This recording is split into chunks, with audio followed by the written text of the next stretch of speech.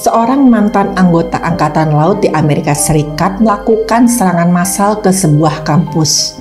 Hal ini dia lakukan karena katanya ada masalah pada otaknya. Tapi apa yang sebenarnya menjadi motif si pelaku ini melakukan penembakan massal? Di video kali ini kita akan melihat sebuah kisah nyata di mana kasus ini begitu mengerikannya akibat peredaran senjata. Mari kita sama-sama simak kasus ini. Mari gas, mari kita gas.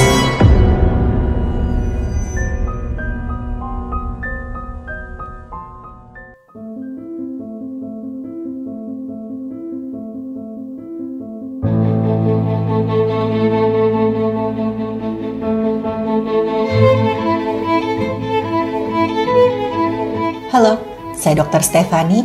Saya seorang dokter spesialis forensik dan saya melihat apa yang tidak semua orang lihat. Kasus ini terjadi di Texas, Amerika Serikat pada tahun 1966. Siang itu ada kegiatan di sebuah kampus yang berjalan seperti biasa. Gak cuma banyak mahasiswa yang lalu lalang berkumpul di beberapa area kampus, tapi juga ada beberapa pejalan kaki yang sekedar lewat di kampus itu.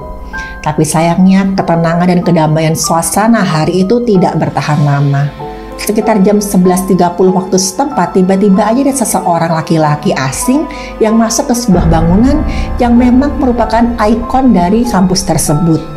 Nah, si laki-laki ini langsung menuju ruangan observasi yang berada di lantai 28. Sebenarnya waktu si laki-laki ini masuk, ada seorang resepsionis yang curiga.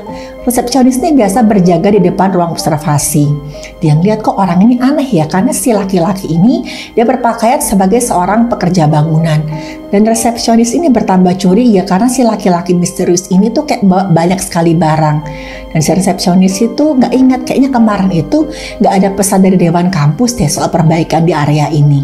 Ditegur si laki-laki ini, "Bapak siapa? Ada perlu apa kesini?" Tapi bukannya menjawab, laki-laki misterius tadi malah menyerang si resepsionis ini menggunakan bedil sampai terluka parah. Gak cuma itu, si laki-laki misterius ini juga membedil ada 2 orang staf kampus yang waktu itu mendatangi si laki-laki ini.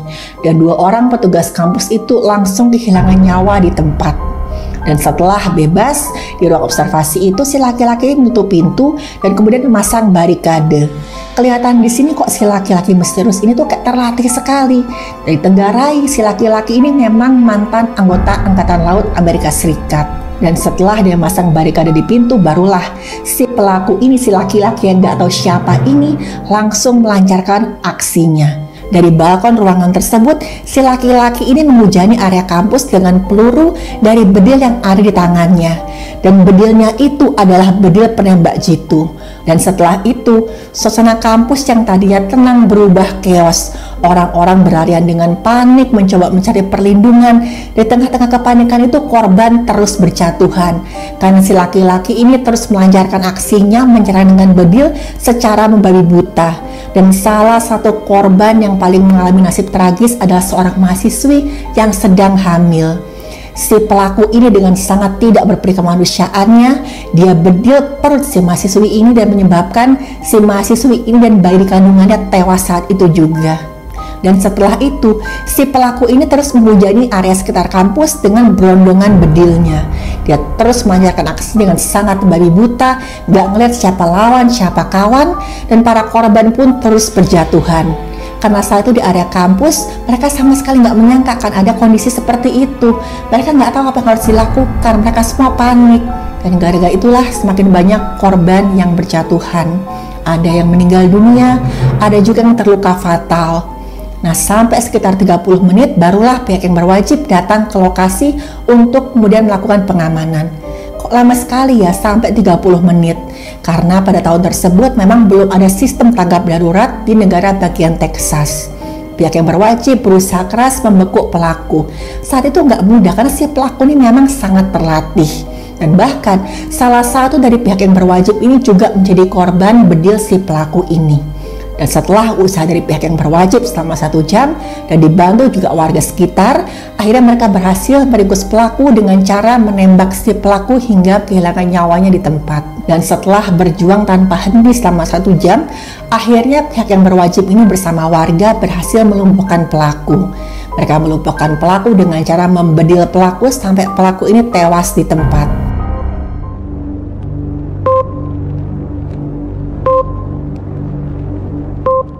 Dari hasil pemeriksaan dokter spesialis forensik yang memeriksa jasadnya pelaku ditemukan ada 3 luka tembak masuk di antara kedua mata. Ada juga 2 luka tembak di sekitar mata kiri. Ada 3 luka tembak masuk di pelipis kiri dan ada 4 luka tembak keluar di leher kiri dan 2 di leher kanan. Ada juga 1 luka tembak keluar di dada kiri, 4 luka tembak keluar di ketiak kiri. Di bahu ada luka lecet dan tulang lengan atas kirinya si pelaku ini hancur karena tertembus peluru. Lengan ini bengkak sampai mengalami pemendekan. Dan waktu dilakukan otopsi terhadap tubuhnya si pelaku ini ditemukan di pembuluh darahnya itu hampir semuanya ada banyak sekali gumpalan darah. Ini menunjukkan si pelaku ini meninggal dunia karena perdarahan hebat. Nah, gumpalan darah ini juga ditemukan di bagian jantungnya si pelaku. Akibat tembakan tadi, si pelaku ini mengalami perdarahan dan tubuhnya ini berusaha menghentikan perdarahan dengan membuat gumpalan darah. Itu yang membuat ditemukan banyak gumpalan darah dari jantung sampai pembuluh darahnya si pelaku. Selain itu juga ada busa dan darah di saluran nafasnya si pelaku dan di rongga dada kiri ada darah sebanyak 50 cc. Kok sedikit banget ya? Karena saat itu begitu pelaku tertembak, itu memang sebagian darah itu tercecer di TKP. Nah, waktu dilakukan pemeriksaan di rongga kepala, dilihat tuh rongga kepalanya itu tulang tengkoraknya itu tipis. Nah, tulang pelipis kiri dan dasar tengkorak itu hancur akibat luka tembak tembus tadi. Nah, ada juga perdarahan di selaput otak bagian luar. Ada perdarahan di gumpalan darah. Jaringan otak si pelaku ini sudah hancur dan ada kepingan otak itu yang sampai menembus jaringan otak. Dan waktu otak si pelaku ini dibelah, ditemukan ada tumor di bagian tengah otak. Ukurannya itu panjang 5 cm, lebarnya 2 cm, dan tebalnya 1 cm. Ini cukup besar juga ya teman-teman ya. Jaringan tumor tadi langsung dibawa oleh dokter untuk dianalisis di laboratorium. Dan waktu dilihat struktur jaringannya, gambarannya sesuai dengan astrositoma atau tumor jaringan otak. Jadi astrositoma ini adalah tumor otak yang berasal dari sel-sel astrosit. Dalam keadaan normal, sel-sel astrosit ini sebenarnya berfungsi untuk melindungi saraf dan memberikan nutrisi pada saraf. Tapi pada satu keadaan yang nggak normal, karena pemicunya itu sampai sekarang belum bisa diketahui secara pasti, maka terjadi pertumbuhan sel astrosit yang tidak terkendali. Terbentuklah tumor astrositoma tadi. Nah, waktu ditemukan ini tumornya sempat jadi perdebatan sama dokter. Dokter yang menangani itu mikir apa jangan-jangan gara-gara tumor ini pelaku jadi agresif. Nah, astrositoma itu sebenarnya nggak ada hubungannya dengan gejala psikosis atau gangguan kejiwaan, apalagi membuat seseorang jadi agresif. Gejala umum yang ditemukan pada pasien dengan astrositoma itu biasanya ada gangguan penglihatan, sakit kepala hebat, kejang-kejang, merasa kebas di beberapa bagian tubuh, ada kelemahan di anggota tubuh, gangguan gerak, kesulitan bicara, mual, muntah, tapi nggak pernah dilaporkan adanya gangguan pada perilaku. Tapi pada kasus ini ukuran tumornya itu cukup besar. Tadi kan panjangnya sampai 5 cm, terus juga lebarnya 2 cm, tebalnya 1 cm, dan bisa aja massa tumor yang besar ini menekan bagian otak yang disebut dengan amigdala. Jadi amigdala ini adalah salah satu struktur paling penting di otak. Fungsinya itu cukup vital, kan amigdala ini adalah pusat emosi dan perilaku dalam otak. Perannya dalam fungsi emosi dan juga daya ingat. Jadi fungsi utamanya amigdala ini adalah pengaturan akan respon dari emosi, misalkan rasa takut, cemas, gembiraan. Dan kalau fungsi amigdala ini terganggu, maka bisa aja si penderitanya ini mengalami kesulitan dalam mengendalikan respon dari emosi yang dia rasakan. Ditambah lagi, tumor astrositoma ini yang ada tumor otak dengan jenis yang ganas dan sangat-sangat agresif. Tumor astrositoma ini adalah tumor otak yang jenis pertumbuhannya itu sangat cepat dan begitu juga dengan penyebarannya. Nah, karena sifat tumor ini invasif atau bisa memasuki jaringan otak yang normal dengan cepat, maka tumor jenis ini itu sebenarnya kecil kemungkinannya untuk disembuhkan dengan cara operasi. biasanya dokter hanya bisa mengambil ya sebagian besar tumor itu supaya tekanan dalam otak itu berkurang dan gejalanya sedikit berkurang. Kalaupun setelah operasi dilakukan radioterapi atau kemoterapi, biasanya dokter yang menangani tidak berani menjanjikan apa-apa. Karena rata-rata tingkat kelangsungan hidup setelah si penderita ini didiagnosis glioblastoma itu antara 12 sampai 18 bulan. Dan tingkat kelangsungan hidup selama 5 tahun setelah diagnosis itu relatif rendah, sekitar 5 sampai 10%. Tapi lagi-lagi angka tersebut hanya perkiraan. Angka tersebut didapat dari hasil penelitian terhadap sejumlah pasien dengan kanker yang sama. Kita harus percaya, kalau seberapapun harapan hidup tetap harapan. Tidak ada yang bisa menentukan usia kecuali Yang Maha Kuasa. Dan semangat dan hati yang gembira adalah obat yang mujarab terhadap berbagai macam penyakit, bahkan kanker sekalipun.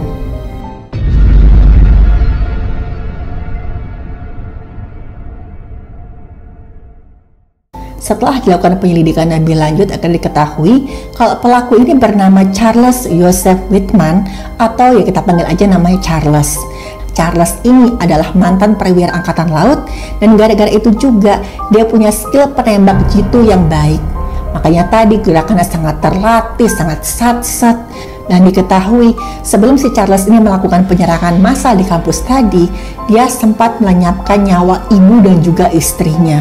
Jadi sehari sebelum kejadian itu, Charles ini menghilangkan nyawa ibunya di apartemen milik ibunya. Dan kejadian ini terjadi tepat tengah malam.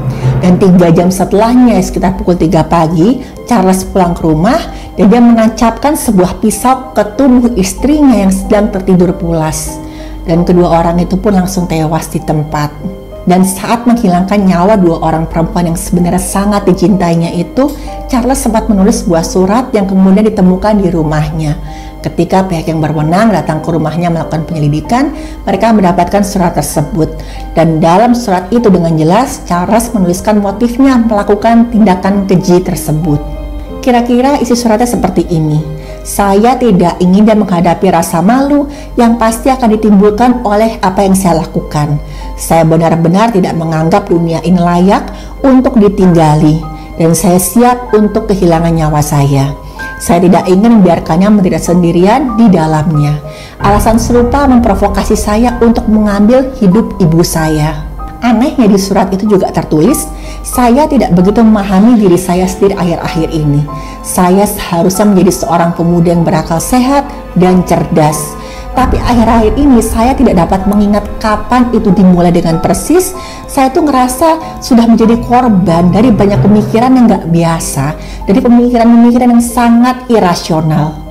Setelah satu sesi saya tidak pernah bertemu dengan dokter lagi, dan sejak itu saya sangat-sangat bingung dan saya cuma bisa berjuang melawan kekacauan mental saya sendirian. Dan sepertinya semua itu sia-sia, gak ada faedahnya. Dan setelah kematian saya berharap agar dilakukan otopsi pada tubuh saya untuk melihat apakah ada kelainan fisik yang terlihat dalam diri saya. Dan hal tersebut mengindikasikan kalau Charles tahu dia akan kehilangan nyawanya setelah melakukan aksinya. Dan juga dia tahu nih sebenarnya ada yang salah dalam dirinya. Dalam kasus ini adalah tumor yang ada di otaknya Charles. Tumor ganas otak yang punya survival rate atau rata-rata bertahan hidup yang sangat-sangat rendah. Tapi misalkan kita gali lebih dalam, sebenarnya Charles itu memendam kekecewaan yang mendalam dengan sistem kesehatan saat itu. Dia merasa dia tuh sangat sulit mendapatkan pelayanan medis, makanya dia nggak ingin kembali ke dokter. Padahal saat itu, di saat yang bersamaan tuh dia merasa sakit di kepala semakin parah karena pertumbuhan tumor yang sangat agresif tadi. Dan kasus Charles ini pun kemudian menjadi kasus penembakan massal pertama yang tercatat di era media modern di Amerika Serikat. Dari kasus Charles tadi saya bisa memahami bahwa terkadang ya ada orang yang membutuhkan bantuan dan dukungan untuk menghadapi masalahnya. Tapi pada beberapa kesempatan bantuan tersebut itu susah atau malah nggak bisa mereka dapatkan. Pada kasus Charles ini, sakit yang dia rasakan itu nggak bisa tertolong karena sistem pelayanan kesehatan saat itu memang tidak sebagus sekarang. Bahkan bisa dikatakan sistem pelayanan kesehatan saat itu sangat buruk. Untuk teman-teman sekalian, saya minta perhatikan orang di sekitar kita. Jika mereka kelihatan ada masalah, usahakan bantu mereka, walau hanya dengan dukungan atau dengan kita mendengarkan mereka. Saya Dr. Stefani, terima kasih, sampai ketemu di episode berikutnya. Terima kasih sudah menonton video saya. Silakan like, share, dan subscribe.